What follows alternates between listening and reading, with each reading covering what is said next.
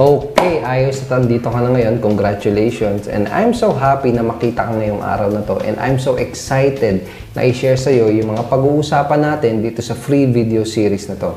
Again, my name is Edward Reformina, author of Sponsor More Downlines and Pinoy MLM Expose eBooks. I'm also the creator of Alpha Attraction Marketing.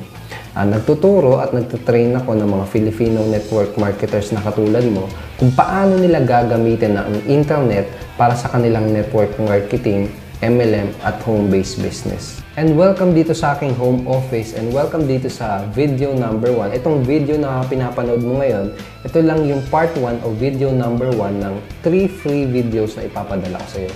Yung video number 2 at yung video number 3 ay ipapadala ko sa email mo after ng ilang araw. Kaya wag mong kakalimutan na i-check yung email na na-register mo kanina within this week.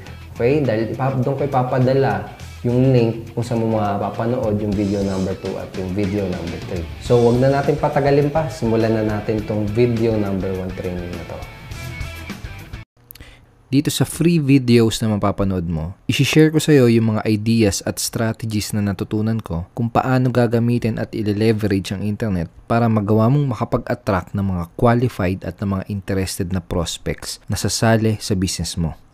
May hinanda akong 3 videos kung saan ituturo ko sa iyo ng mabuti kung paano mo gagamitin ang internet marketing para i-market at i-build ang iyong network marketing, MLM, or home-based business. And in my opinion, sa panahon natin ngayon, internet marketing ang pinaka-powerful at pinaka-cost-effective na paraan para i-market at i-promote ang kahit anong network marketing or home-based business.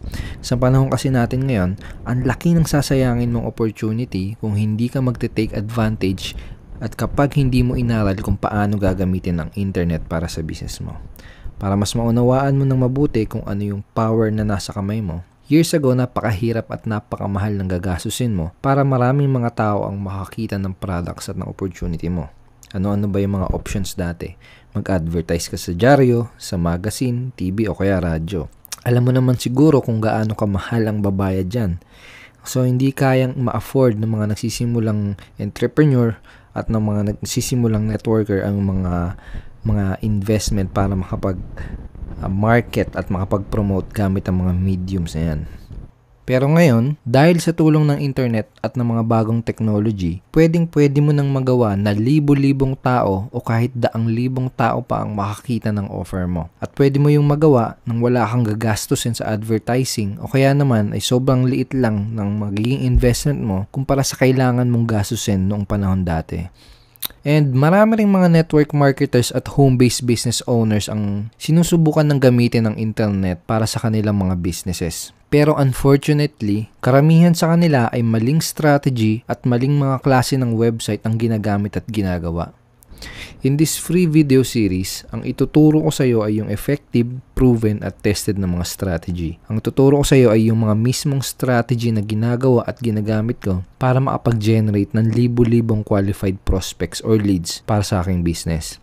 At kapag natutunan mo itong mga ituturo ko, kahit kailan ay hindi ka na mauubusan ng mga interesadong prospects na pag-i-introducean ng products at ng opportunity mo. Itong mga strategy na i-share ko sa iyo, ito yung dahilan kung bakit ako nakapag-attract at nakapagpa-join ng 160 plus personally sponsored downlines o yung mga direct referrals in my primary opportunity in just 12 months.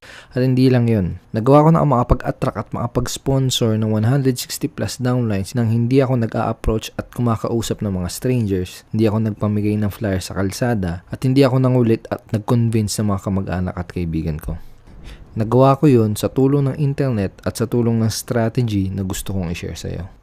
Gusto kong simulan tong video training na to by sharing with you yung ilan sa mga naging struggles at frustration ko noong nagsisimula pa lang ako sa network marketing industry. Unang na-introduce kasi sa akin ng network marketing nung kakauwi ko pa lang galing sa abroad as an OFW sa Middle East. So 5 years akong pabalik-balik sa abroad pero wala rin gaanong naipon. Kaya nung time na yon, naghanap talaga ako ng other source of income. At kaya nung time na na-explainan ako about network marketing, sumali kagad ako. Tapos nung nakasali na nga ako, hindi ko alam kung ganito rin yung naging experience mo, pero ang naituro sa akin ng mga paraan para gawin yung business ay yung pag-alok sa mga kaibigan at kamag-anak ko. pinagawa sa akin, pinasulat ako sa papel ng listahan ng mga pangalan ng lahat ng mga kakilala ko. Tapos, isa-isa ko silang inalok sa aking business opportunity. Tapos nun, walang sumali. At yung iba pang tinuro sa akin ay yung pagkausap sa mga taong hindi ko kakilala sa kalsada. Yun nga yung pamumusakal tsaka yung pangingidnap. Isa pang tinuro sa akin ay yung pamimigay ng flyers. Naalala ko, bumili pa ako ng printer para makapag-print ako ng maraming flyers na ipamimigay. Tapos nagpupunta kami sa mga matataong lugar para mag-abot ng mga flyers.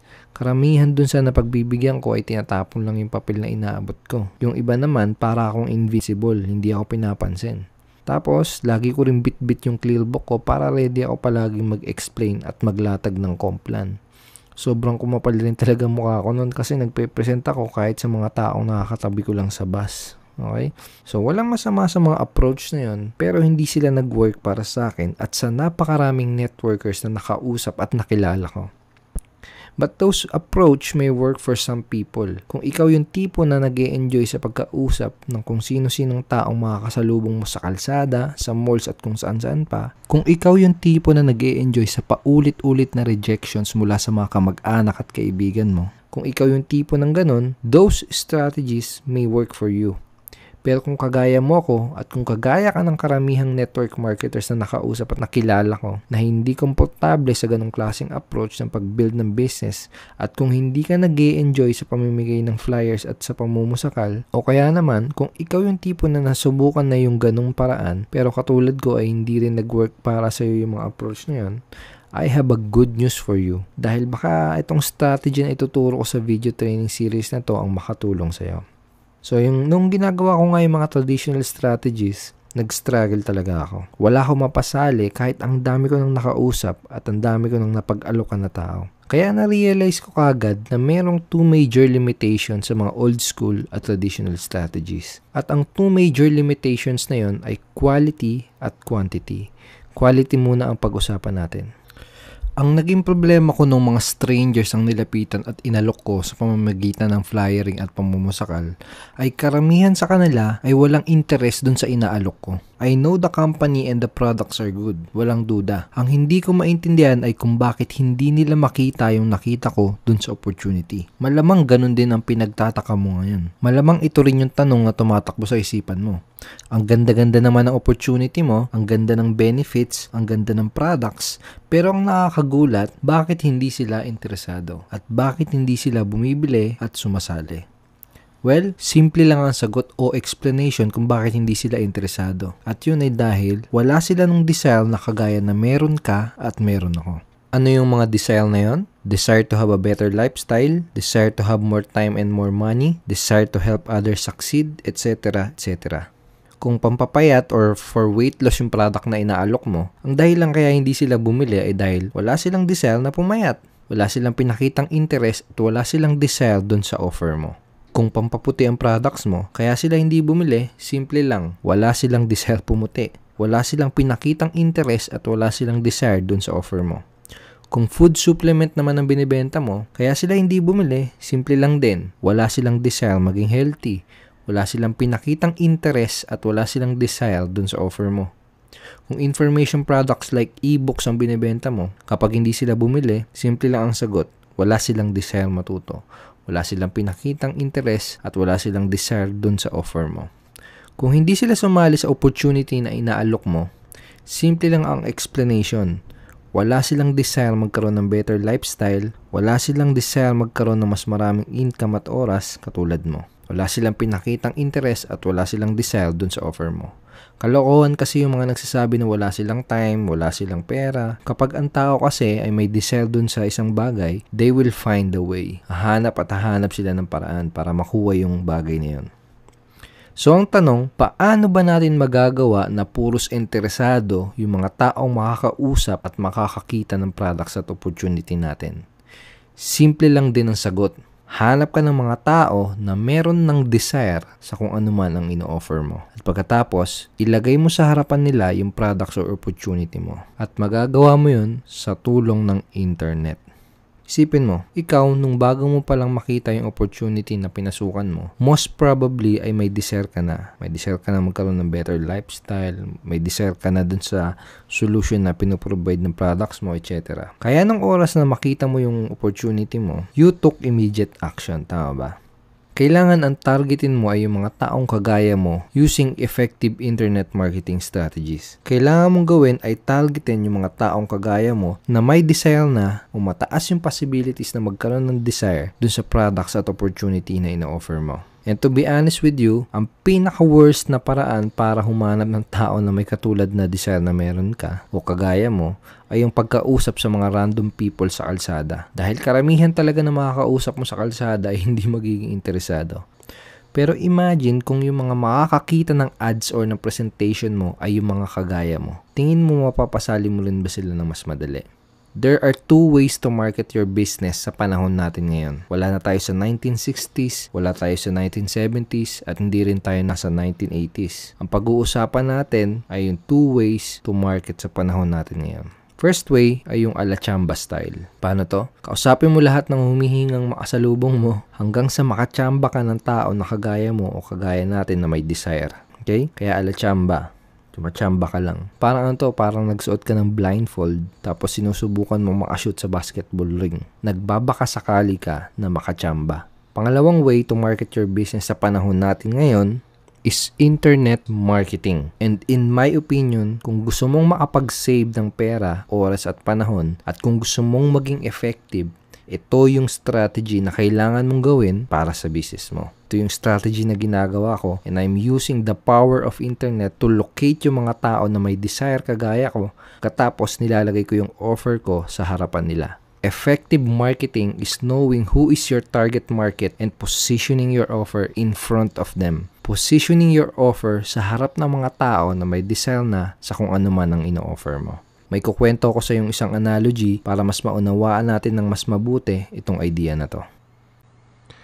Sabihin natin na itong si Frank at ikaw ay sumali ng iisang network marketing company. Tapos ang product na ibibenta nyo ay tubig na nasa baso. Okay? Tapos ang sabi ng owner ng company ay titignan niya sa inyong dalawa kung sino yung pinakamaraming maibebenta sa pinakamabilis na oras ng product na i-offer nyo. At yung product na ibibenta nyo, yung isang basong tubig, ay hindi dapat bababa ng 500 pesos. Yun kasi yung suggested retail price. So ngayon, si Frank, ang ginawa niya, pumunta siya sa mga subdivisions, pumunta siya sa mga offices, sa mga public places, sa mga matataong lugar, pinuntahan niya yung mga kaibigan at kamag-anak niya para i-alok yung 500 pesos na product na ino-offer nyo, yung tubig na nasa baso. Ang nangyari ngayon sa kanya, nakatanggap siya ng iba't ibang klaseng objections at rejections. Sabi sa kanya ng mga pinag-alokan niya, mahal naman yan, wala akong pera, mga ganon. Yung iba, pinagtawanan pa siya, etc. Kaya ngayon, itong si Frank ay frustrated sa bagong business niya. Samantalang ikaw naman, inisip mo muna ng mabuti kung sino yung mga tao na magiging willing bumili ng product na ino-offer mo. Yun nga, isang basong tubig sa halagang 500 pesos. Tapos, ang sunod na ginawa mo ay nagpunta ka ng disyerto. At inalok mo yung product na ino-offer mo, yun nga yung tubig na nasa baso, dun sa mga tao na 3 araw nang hindi umiinom ng tubig at uhaw na. Tingin mo, mabibenta mo ba ng mabilis yung product mo, yung tubig na nasa baso?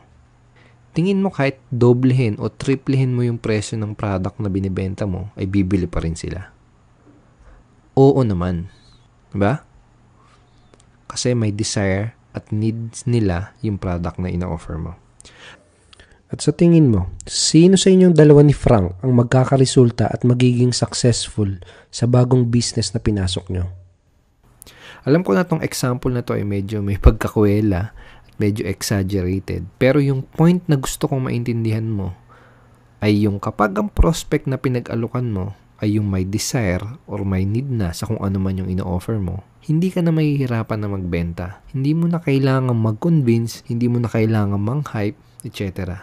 This is the difference between old school approach and internet marketing. Imbis na ikaw yung kumakausap sa kung sino-sino para magkaroon sila ng desire sa product at opportunity mo, in this strategy, tatargetin mo ay yung may mga taong may desire na sa products at opportunity mo or sa offer mo. At sa kanila mo ilalagay o ipapakita yung offer mo. At kapag ganito yung ginawa mo, selling products and sponsoring people in your business will be much easier. Ang solusyon sa problema na lack of quality o laging hindi qualified o laging hindi interested yung mga prospect na nakakausap mo ay learning effective internet marketing strategies. Again, effective marketing ay kung paano mo ilalagay ang offer mo sa harap ng mga interesadong tao. Bigyan kita ng idea kung paano mo i-apply sa business mo itong strategy na to. Punta tayo sa Facebook saglit. Okay, so andito tayo ngayon sa Facebook and ngayon gusto kong ipakita sa iyo kung gaano ka-powerful ang internet dahil using Facebook ay magagawa mong matarget yung mga tao sa buong mundo na may pare-parehas na topic of interest. Okay? Pwede mong may ability ka na i-tap or targetin yung mga group of people na interesado sa specific or certain topics. Okay? So dito sa Facebook advertising platform, dito mo mapupuntahan yun sa create ad kapag pumunta ka sa newsfeed mo. Ito sa mga nakikita pong mga ads dyan dito sa create ad.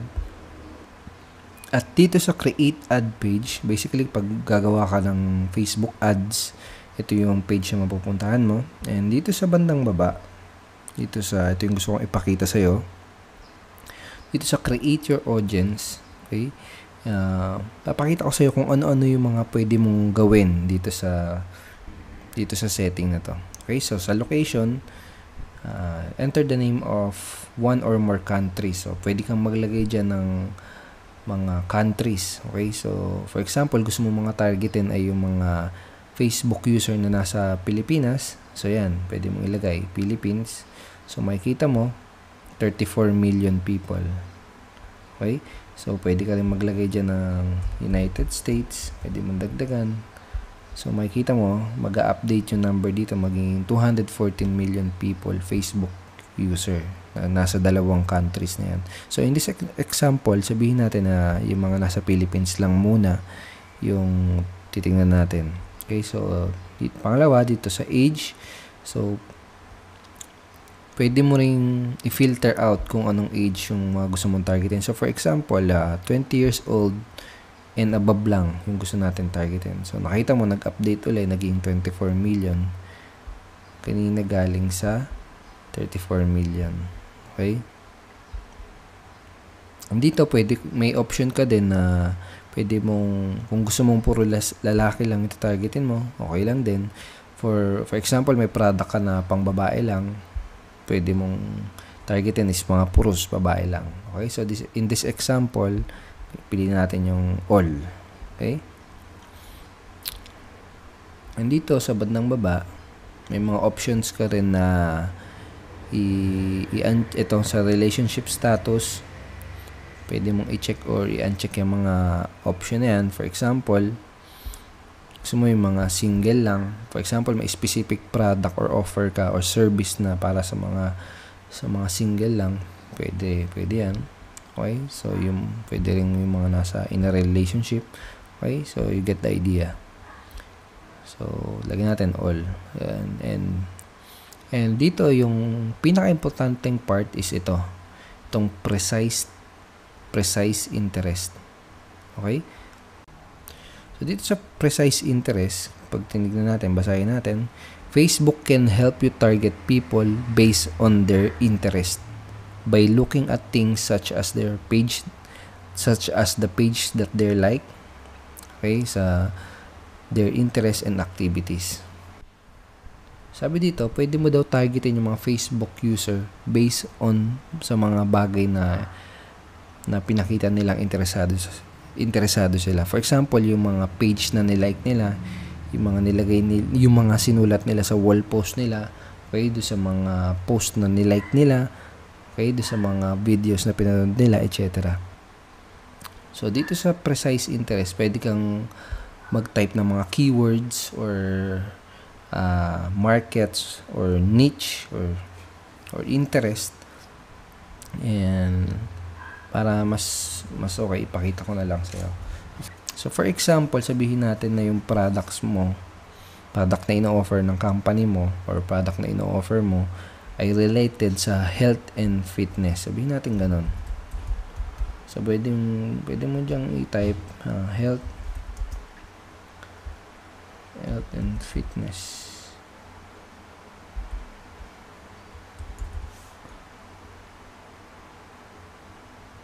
Or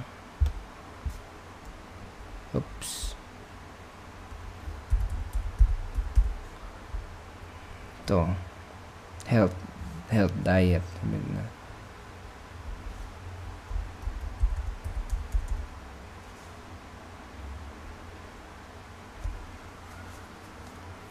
Sabihin natin ito, physical fitness. So, makikita mo na dito sa Philippines, okay? Sa Philippines, may 1.5 million na tao dito sa Philippines na 20 years old above ang nagsabi na interested sila sa physical fitness. Okay? So, ganito nag-work yung Facebook ads. Okay? So, sabihin natin na dagdagan pa natin. Pwede ka rin dito sa precise interest, pwede kang mag-type ng multiple interest dito, multiple keywords. For example, lagyan natin health, diet. Okay? So, makikita mo, mag-a-update yung number dito. Magiging 1,720,000 people. Okay?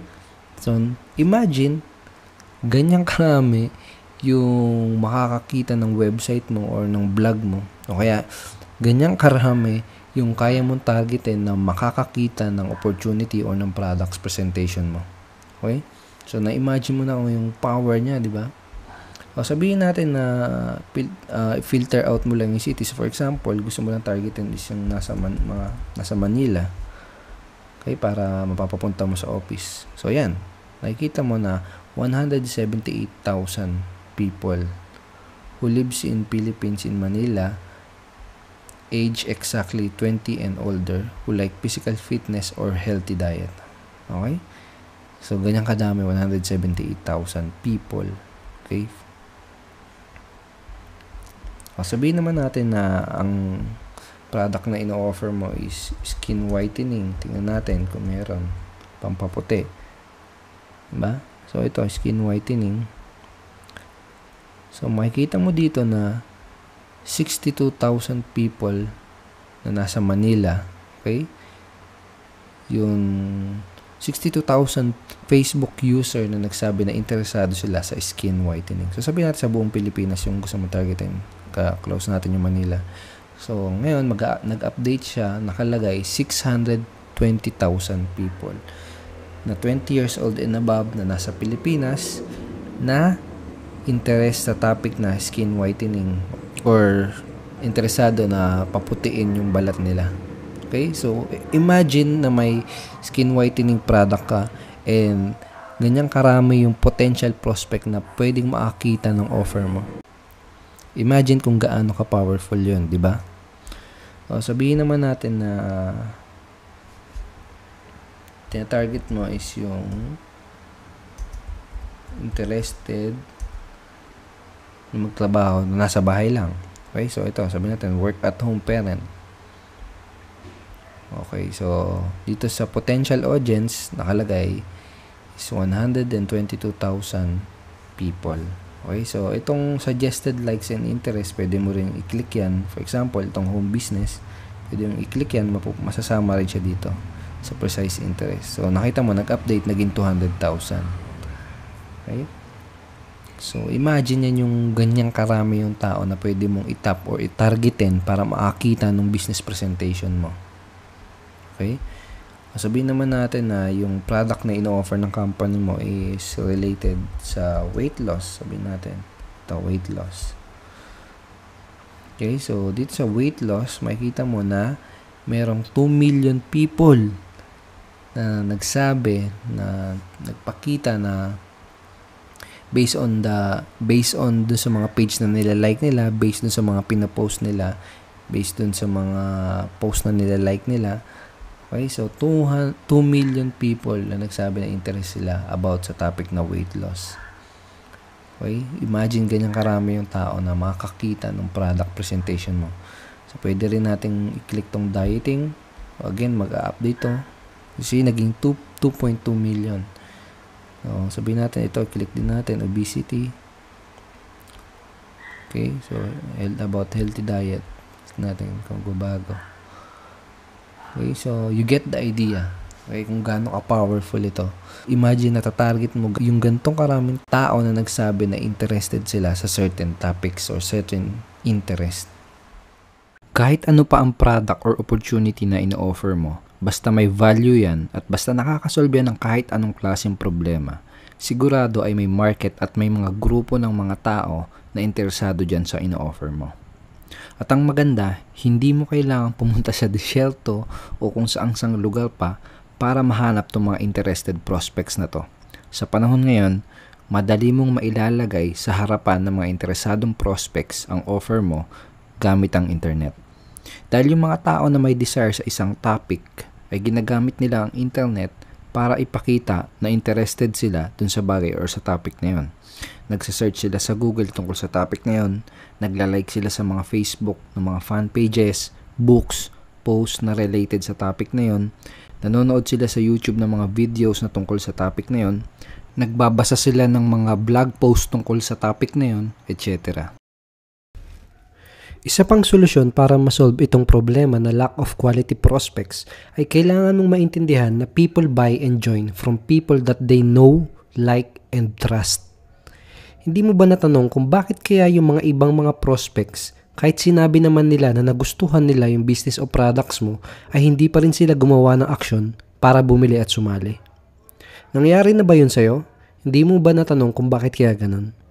Ang isang mabigat na dahilan kung bakit hindi ka agad bumibili o sumasali ang isang tao ay dahil wala pa silang sapat na tiwala sa'yo o kaya naman ay hindi sila naniwala sa'yo. Para masolusyonan mo ang problemang to, kailangan mong matutunan kung paano mo maipuposisyon ang sarili mo as an alpha. What is an alpha? Alpha ay yung person na nagbibigay muna ng value katulad ng helpful information sa kanilang mga prospects.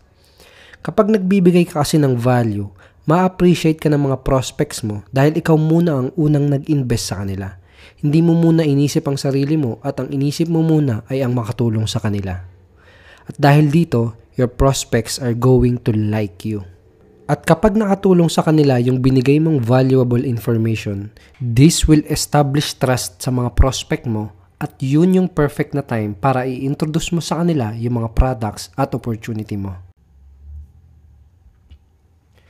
Ito yung isang simpleng example.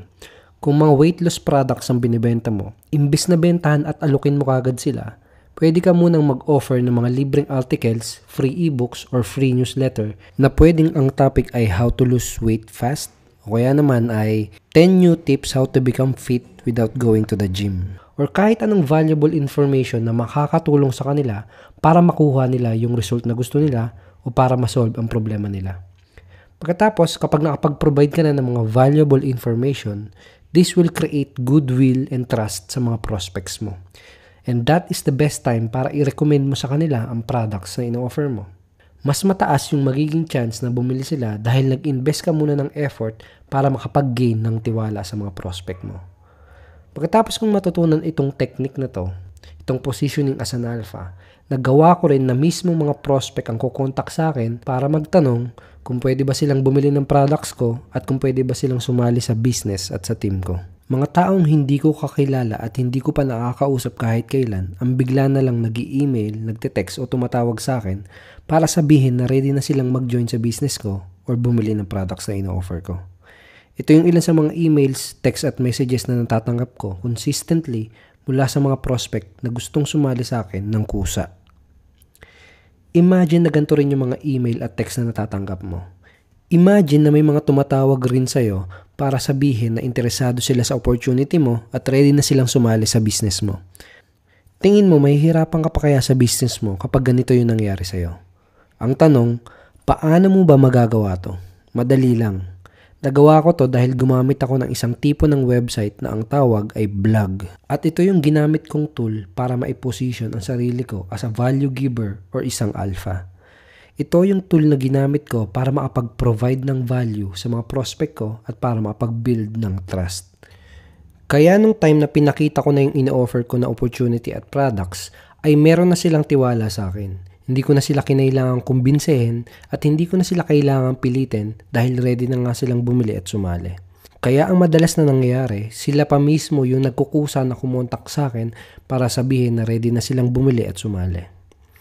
At ang the best part, 90 to 95% ng proseso na ito ay automated.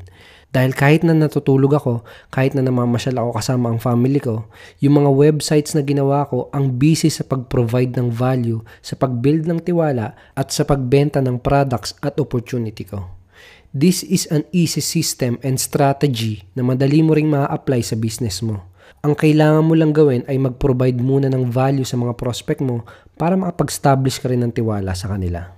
Kung gusto mo ring magawa yung nagawa ko, ang pinakaunang step na kailangan mong gawin ay magkaroon ng lugar sa internet kung saan ka makakapag-share or makakapag-provide ng mga valuable information sa iyong mga target prospects. Sa madaling salita, kailangan mo ng sarili mong blog or website. May dalawang options ako na nire-recommend kung gagawa ka ng sarili mong blog.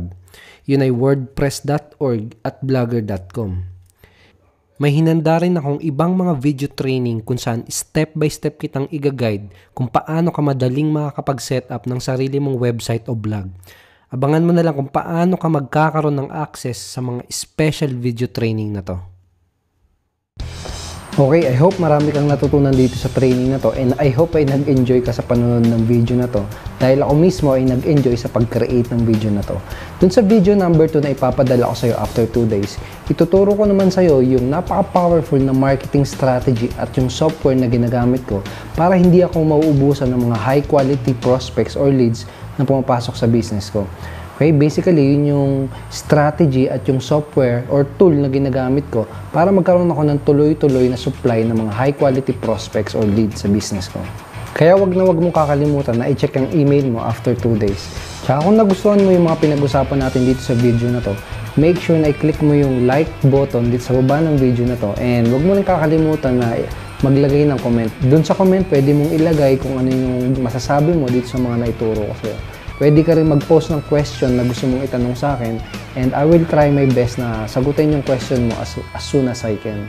So go ahead, click like button and put your comment below and see you in video number 2.